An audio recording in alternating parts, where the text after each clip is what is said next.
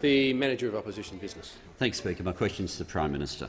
In question time on Monday, the Environment Minister claimed that his department undertook a first phase of due diligence which failed to contact the Great Barrier Reef Foundation but looked at its fundraising history.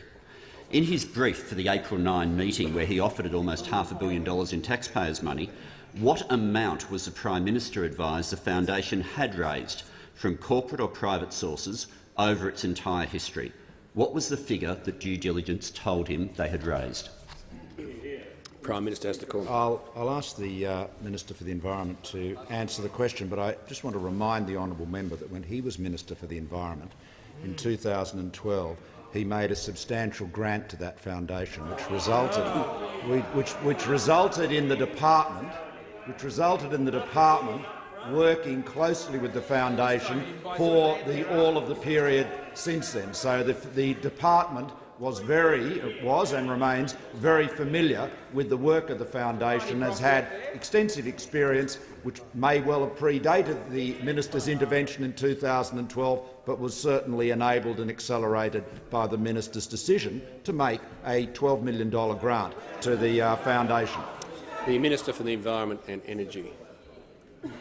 Well, Mr Speaker, it's very well known that the Great Barrier Reef Marine Park Foundation has been the largest charity with the reef, Mr Speaker. The largest Member charity. for McMahon. And how do we know that? Because in 2012, when the member for Watson gave millions of dollars to the foundation, the Great Barrier Reef Marine Park Authority announced then that it was the most successful charity, Mr Speaker. Now, we know that the head of the charity, Anna Marsden, has told the 7:30 report that it has been able to raise over $90 million from a range of sources, about $25 million of which is from government sources, both federal and state, and tens of millions of dollars are from the private sector and from philanthropic needs. But, Mr Speaker, the question is, why didn't we get any questions yesterday from the member for Watson? Well, maybe because there was a headline in the Australian. The member for Watson denies the double The Minister will resume his standard seat. Minister will resume his seat, and the Manager of Opposition Business will resume his seat. I've got to say to the Minister candidly, the question isn't why there wasn't a question yesterday. That's not the question at all. And the subject matter he's now introducing does not relate at all to the Great Barrier Reef. Couldn't be further away. The Minister needs to be relevant to the question.